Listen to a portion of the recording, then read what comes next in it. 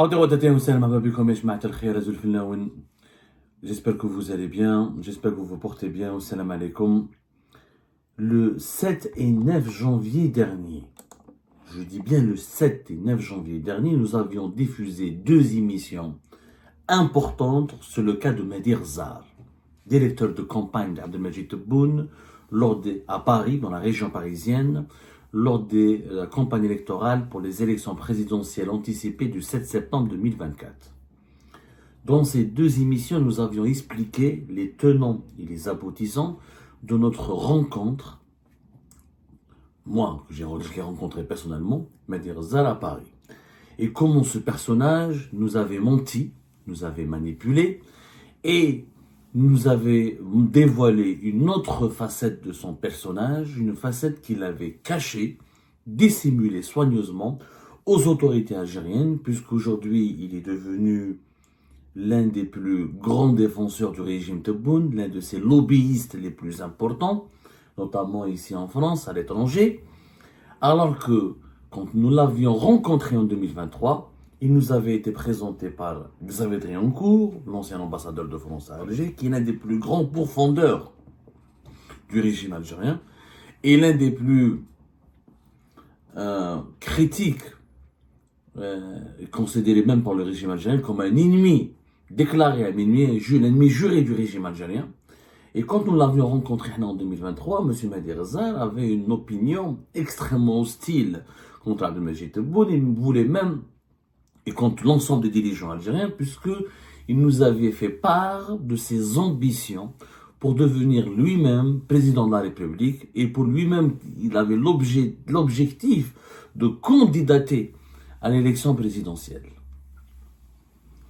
Ce Mehdi Zar, notre émission sur lui avait suscité beaucoup, nos deux émissions sur lui qui ont été consacrées avaient suscité pas mal de réactions, de questions. Beaucoup de journalistes français m'ont contacté par la suite. Des journalistes algériens m'ont contacté, mais les journalistes algériens ne peuvent rien écrire, ils m'ont contacté juste par curiosité. Alors que les journalistes français m'ont écrit dans une démarche d'enquête, d'investigation pour comprendre le rôle de ce personnage sombre et controversé dans les relations algéro-françaises. D'autant plus que j'avais montré dans mes deux émissions des extraits vidéo des appels lancés par Mehdi Zar à plusieurs influenceurs pro et favorables et partisans du régime algérien pour qu'ils combattent, pour qu'ils se lancent en guerre contre les opposants algériens et contre des adversaires du régime Tebboune qu'il considérait lui-même, et j'utilise les propres mots de M. Mehdi Zar, comme des harkis 2.0, comme des traîtres à la nation qu'il faut combattre. Je vous laisse le soin d'interpréter vous-même ce que la signification du mot combattre pourrait impliquer, pourrait engager comme des risques de violence, d'agression et d'atteinte à l'intégrité physique de celui qu'on qualifie de harki 2.0 ou de traître. Les journaux français, certains journalistes français ont fait leur travail, notamment M. Étienne Gérard et Alexandra Saviana de l'Express, qui ont fait un travail extraordinaire. J'ai eu l'occasion et le plaisir de m'entretenir avec Étienne Gérard au sujet de Mehdi Zar, puisqu'il m'avait interrogé. Étienne m'avait dit: est-ce que, M. Abdessamad, est-ce que, cher confrère, est-ce que c'est vrai, est-ce que vous avez les preuves, les traces écrites de votre rencontre incroyable avec Mehdi Zar? Incroyable pourquoi? Parce que une année, le directeur de campagne d'Abdelmajid Tebboune, qui s'est illustré par sa marocophobie, par ses critiques très virulentes contre Israël et ses lobbies,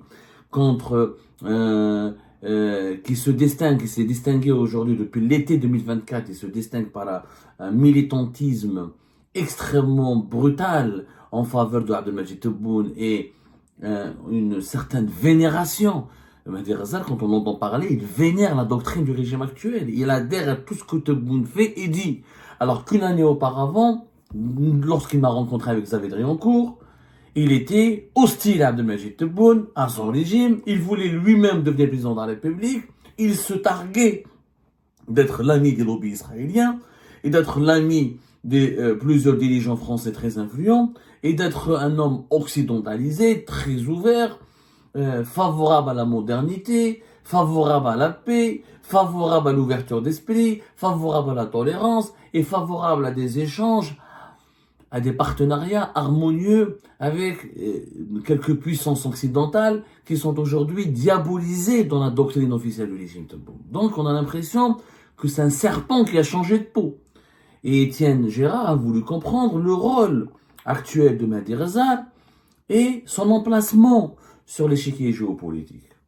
Et Étienne Gérard avait contacté Mehdi Reza. Après m'avoir parlé, il est parti voir Étienne Mehdi Reza. Il l'a rencontré selon l'article qui est paru sur l'Express. L'article a été publié le 22 janvier dernier. Une rencontre entre Étienne Gérard de l'Express et M. Mehdi Reza a eu lieu dans le même restaurant où je l'ai vu moi-même en mars 2023. Donc, voilà. Je vois pas pourquoi il cherchait à me démentir. Alors, en fait, il rencontre toutes les personnes apparemment dans le même restaurant. D'ailleurs, l'article de l'Express commence ainsi. Ce 22 mars 2023, Xavier Driancourt, ex-ambassadeur de France en Algérie, a rendez-vous au restaurant Les Princes, porte de Saint-Cloud à Paris, avec Mehdi Reza.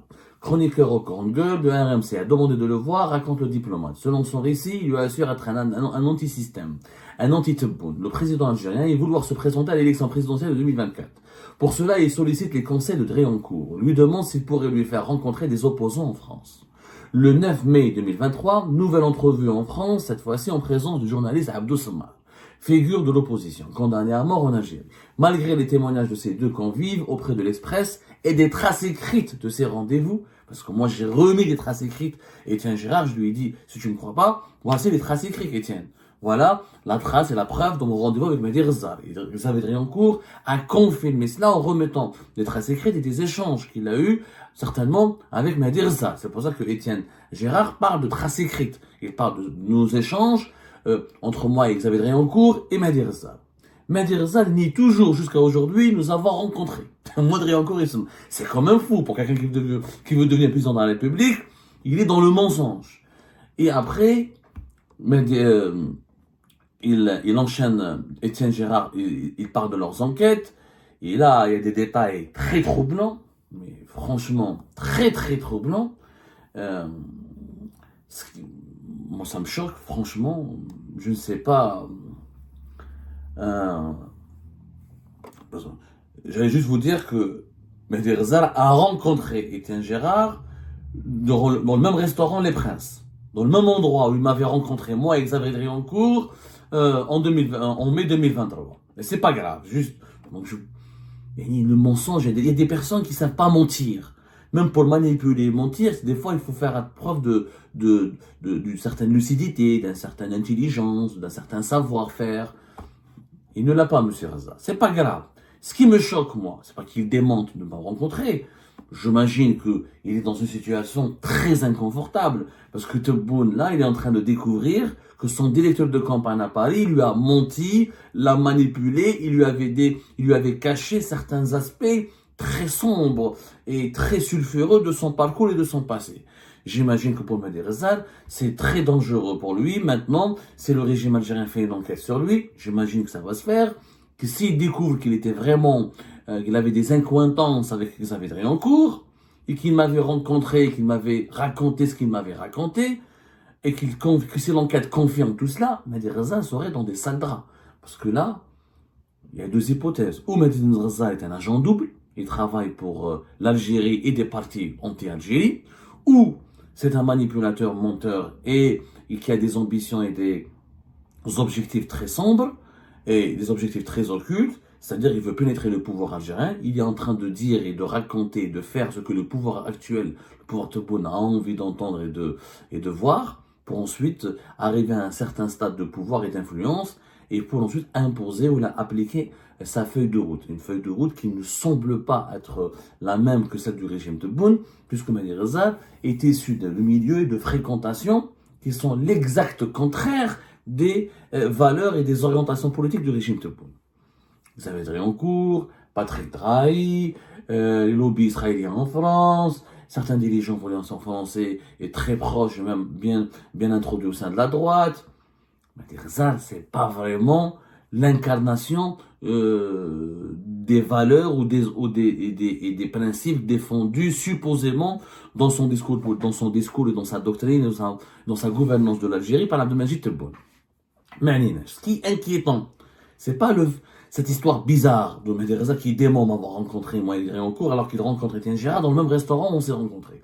C'est que l'Express a confirmé le 17 janvier. L'Express peut confirmer, regardez bien ce passage, cette révélation extrêmement dangereuse. Je vais vous dire pourquoi elle est dangereuse. L'Express peut confirmer que Mehdi Ghezal a rencontré le 17 janvier, et à sa demande, Louis-Xavier Tirode, qui est le directeur de cabinet adjoint du ministre français de l'Intérieur, Bruno Retailleau. Mehdi Ghezal, nous raconte l'Express, a sollicité une entrevue avec Bruno Retailleau le 17 janvier 2025, en pleine crise des influenceurs, en pleine crise de Boualem Sansal, en pleine crise avec la France sur plusieurs dossiers. La crise avec la France a commencé depuis fin juillet 2024. Et qu'est-ce qui, Mehdi Ghezal, pourquoi il voulait rencontrer Bruno Retailleau? Il a affirmé à Louis-Xavier Tirode qu'il avait des éléments à transmettre sur Boualem Sansal. Et donc il voulait jouer le rôle d'intermédiaire entre l'Algérie et la France dans le dossier de Boualem Sansal. Moi, je m'arrête là et je me dis, mais attendez, il y a un problème.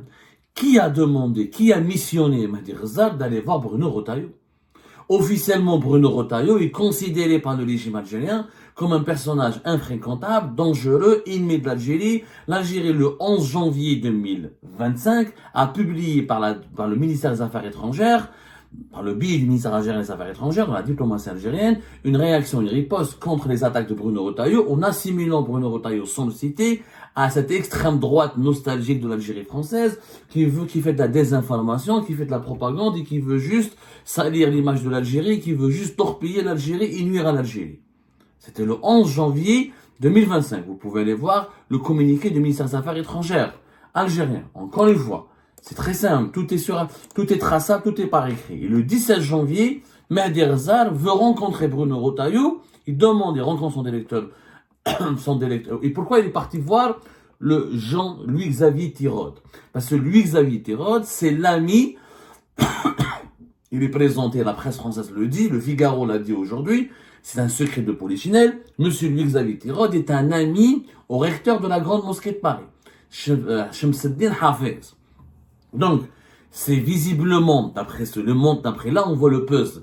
Shamseddine Hafez, que Bruno Retailleau n'a pas voulu recevoir, que Bruno Retailleau ne veut pas lui parler, parce qu'il y a une enquête sur Shamseddine Hafez et ses relations avec le régime algérien, une enquête pour ingérence étrangère et pour corruption et pour trafic d'influence et pour surtout utilisation occulte de financement provenant de l'étranger.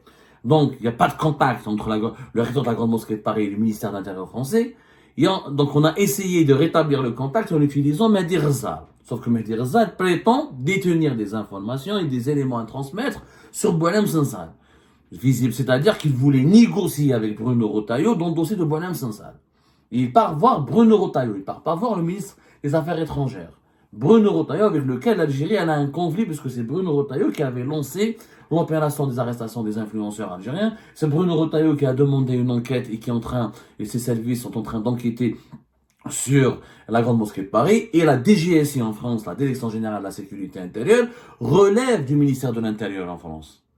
Le renseignement intérieur en France relève du ministère de l'Intérieur et la DGSI est en train d'enquêter, comme nous l'appelons, comme nous le confirme l'Express, à la fois sur Mehdi Ghezal et comme nous l'informe et comme nous le confirment plusieurs sources françaises concordantes que la DGSI française est en train aussi d'enquêter sur la Grande Mosquée de Paris, sur tous les réseaux du régime algérien qui sont déployés sur le territoire français et qui peuvent constituer une menace une menace de déstabilisation ou une menace contre la sécurité nationale en France.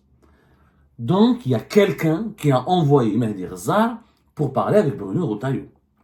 Mehdi Ghezal, directeur de campagne. Il n'a pas de poste en Algérie, mais d'après nos informations, c'est que il lui-même le dit, et son entourage et l'entourage de Mehdi Ghezal le disent, il aurait été nommé de façon discrète, chargé de mission au niveau de la présidence de la République. Il aurait été. Il n'y a pas de trace écrite, il n'y a pas de preuve. C'est Mehdi Ghezal et son entourage qui propage cette information, comme quoi maintenant il travaille pour la présidence algérienne. Oh, le monsieur, n'a rien à voir avec la politique. C'est un entrepreneur. Il a fait une petite fortune en France dans les garages de réparation d'automobiles et la restauration. Il n'a jamais écrit un livre, il n'a jamais fait une activité politique, il n'a aucun mérite, il n'a pas un passé dans les associations. Son seul mérite, c'est qu'il est fils de diplomate. Son père a été diplomate, ambassadeur et consul. Mais mis à part cela, il n'a aucune connaissance de la vie politique algérienne, ni de la réalité algérienne, ni des problèmes de l'Algérie. Il n'a jamais occupé, il n'a jamais milité dans aucune formation politique, il n'a jamais fait une campagne. Son parcours, son kilométrage, le compteur de Maderzal a commencé avec la campagne de Tebboune en été. Donc déjà, il est devenu directeur de campagne. C'est l'un des organisateurs, il le dit lui-même dans Flexpress, il le dit lui-même que c'était un honneur pour lui d'organiser les meetings de Tebboune et de parler en son nom dans la région parisienne. Donc il est parachuté directeur de campagne alors que je comprends pas, Abdelmajid Tebboune, il promet dire Zal. Il ne connaît pas. En réalité, on l'a dit. C'est Shamsuddin Hafiz qui a ramené Madir Zal. Durant toutes ces années d'exercice politique, d'exercice du pouvoir en Algérie, Tebboune a d'autres connaissances. Madir Zal, c'est même pas sa génération. Si Tebboune aurait pu choisir des personnes qu'il connaissait lui-même, il connaît la France, il venait en France régulièrement dans les années 90, il a des amis en France, etc. S'il voulait faire appel à des connaissances à lui, il aurait pu le faire. Mais on lui a visiblement convaincu. Moi, je dirais qu'on l'a manipulé, Tebboune, dans cette histoire, parce qu'on lui a pas dit la vérité sur Madir Zal. Tebboune ne connaît pas Madir Zal. On lui a pas dit la vérité, on lui a présenté comme un entrepreneur ambitieux, etc., qui a des connexions en France, etc., qui est d'accord avec sa doctrine, avec ses valeurs, alors qu'il est l'exact contraire, l'opposé. Il est à l'opposé des valeurs ou de la doctrine de Tebboune. Quelqu'un qui demande conseil et qui demande l'assistance de Xavier Driancourt pour devenir président en Algérie, ne peut pas être apprécié par Abdelmajid Tebboune. Si Abdelmajid Tebboune savait préalablement que Madir Zal voulait apprendre la politique algérienne et voulait devenir président de la République en profitant des connaissances et des conseils de Xavier Driancourt, Tebboune aurait pété un câble. Il n'aurait jamais accepté. Parce que pour lui, Xavier Driancourt, c'est son ennemi absolu. C'est le mal absolu. Pour Tebboune, Driancourt, c'est le gourou d'extrême droite qui veut faire du mal à l'Algérie et torpiller les intérêts de l'Algérie. Et Madir Zal, son directeur de campagne, voulait faire ses premières classes chez Xavier Driancourt. Parce qu'il lui a demandé conseil, il lui a demandé l'assistance. Moi, c'est Xavier Driancourt qui me l'a présenté. Et Xavier Driancourt ne dit pas que c'était un ami à lui. Xavier Driancourt, pour lui, c'est un contact. Mais ce contact a demandé et voulait apprendre la politique algérienne auprès de Xavier Driancourt. C'est quand même extraordinaire. Et après, il nous voit, nous, les opposants de Tebboune. À nous, il dit que c'est un anti-Tebboune, qu'il n'aime pas Tebboune, qu'il veut le remplacer, qu'il veut procéder, qu'il veut incarner une nouvelle génération, qu'il a lui-même des ambitions présidentielles. Ensuite, maintenant, il devient un partisan de Tebboune. Il y a quand même énormément de manipulations, dont la première victime est Tebboune lui-même. Ça, maintenant, les manipulations ont abouti à un scandale. Au nom de quel droit M. Madir Zal part demander une entrevue avec le ministre français de l'Intérieur au nom de l'Algérie. Au nom de l'Algérie, parce que j'ai des éléments à transmettre sur Poilem Sansal. C'est qui Madir Zal pour avoir des éléments? C'est la trahison nationale. Normalement, un juge en Algérie doit ouvrir une enquête. Pour moi, si on applique les lois algériennes, et si on applique les directives actuelles de la doctrine de Tebboune, et si on applique les grandes lignes de la gouvernance actuelle de l'Algérie, qui criminalise toute prise de position au nom de l'État algérien auprès de puissances étrangères, ou l'établissement de toute relation avec des puissances étrangères qui ont des problèmes, qui ont des conflits diplomatiques avec l'Algérie, on est passible de trahison.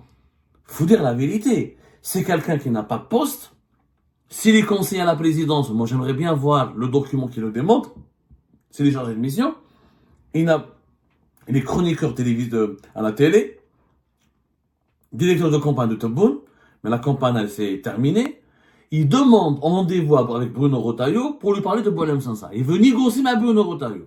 Ce n'est ni un ministre, ni un ambassadeur, ni un consul. Ce n'est pas un colonel des services secrets. Ce n'est pas un agent des services secrets algériens titré. Il n'a aucun poste officiel. À quel titre? Au nom de quel droit M. Madir Zal se permet de parler aux autorités françaises au nom de l'Algérie? Là, nous sommes dans une situation très grave. Donc, s'il avait des éléments à communiquer, l'Algérie n'aurait pas eu besoin de Mehdi Rezar. L'Algérie pourrait... Il y a l'ambassadeur de France à Alger, il y a le ministère des Affaires étrangères algérien, il y a le ministère de la Justice, il y a le Premier ministre, il y a les services secrets algériens, il y a le général Sadr. Fethi Moussaoui, le général Sadr, qui est le patron de l'enseignement extérieur. Il pourrait contacter Nicolas Lerner, le patron de la DGSE, pour travailler ensemble, pour échanger ensemble sur l'affaire Boualem Sansal. Mais, je dirais Mehdi Rezar. Est-ce que Mehdi Rezar aurait tenté, moi je me pose la question, est-ce qu'il n'aurait pas tenté de draguer et de séduire Bruno Retailleau et de lui offrir des informations confidentielles sur le dossier de Boualem Sansal, qui est en cours de traitement, en cours d'instruction judiciaire en Algérie, parce que Mehdi Rezar a peur d'une enquête qui porte sur lui. Parce que l'Express a confirmé, et moi j'ai pu le confirmer, que la Direction Générale de la Sécurité Intérieure, la DGSI en France, elle a placé sous enquête monsieur Shkoun Mehdi Rezar. Et comme le ministre de l'Intérieur, c'est lui le patron, c'est lui la tutelle de la DGSI, monsieur Mehdi Rezar veut le voir. Donc moi je suis tenté de savoir, de me poser la question, est-ce que Mehdi Rezar n'aurait pas voulu essayer de pactiser avec Bruno Retailleau? Est-ce qu'il n'a pas été tenté, ou est-ce qu'il n'aurait pas été tenté de trahir Tebboune et l'Algérie pour rouler pour la France? Afin de dire aux Français, ne vous inquiétez pas, cessez s'il vous plaît toute enquête sur moi, je suis pas dangereux pour vous, je suis même prêt à vous donner des informations. Dans les deux situations, il y a que deux possibilités qui peuvent expliquer pourquoi Mehdi Rezar a voulu voir Bruno Retailleau. Ou pour jouer le rôle de l'intermédiaire, pour le négocier, l'intermédiaire qui négocie au nom de l'État algérien avec Bruno Retailleau, ou pour proposer des informations et aider Bruno Retailleau à collecter des informations sur l'affaire Boualem Sansal et sur les relations avec l'Algérie, dans l'espoir d'avoir une contrepartie de la part de Bruno Retailleau qui permettrait à M. Mehdi Rezar d'échapper à cette enquête minutieuse cette enquête de la DGSI française qui le cible. Il n'y a pas de troisième possibilité. Pourquoi Mehdi Rezar voudrait voir Bruno Retailleau? Un chroniqueur télévision, tu veux faire une interview avec lui? Tu ne vas pas faire une interview avec lui, tu n'es pas journaliste et chroniqueur. Où sont les services secrets algériens? Où est la justice algérienne? Une enquête sur Mehdi Rezar, elle est d'une urgence absolue. On a les intérêts suprêmes de l'État. On est en train de jouer avec les intérêts suprêmes de l'État. On est en train de jouer avec des dossiers sensibles. Quelqu'un qui était directeur de campagne de Tebboune, qui prétend à Alger qu'il est devenu chargé de mission, qui prétend être très proche de Tebboune, il parle d'ailleurs en Angoula. Lui, il parle au nom de Kamel Sidi Saïd. Mehdi Rezar, il dit Kamel Sidi Saïd, le directeur général de la direction de la communication. C'est mon ami, il parle en son nom. Mehdi Rezar prétend même qu'il est ami avec les enfants de Tebboune. Avec certains enfants de Tebboune. Donc c'est quelqu'un qui parle en leur nom, qui vient en France, à Paris, qui veut rencontrer Bruno Retailleau pour traiter avec lui, pour négocier avec lui. Négocier quoi? Lui donner quoi comme information? Et est-ce que l'Algérie a besoin de Mehdi Rezar pour donner des informations sur Boualem Sansal? Des zones d'ombre. C'est des zones d'ombre. Nous sommes dans des zones rouges, inquiétantes. La sécurité nationale de l'Algérie, elle est entre de mauvaises mains. C'est les services secrets algériens. C'est la justice algérienne. Ne vaut pas une enquête sur cette prise de contact troublante, scandaleuse, entre l'ancien directeur de campagne de Tebboune avec le ministre de l'Intérieur français. C'est que vraiment, nous sommes dans un pays qui n'est plus capable de se protéger.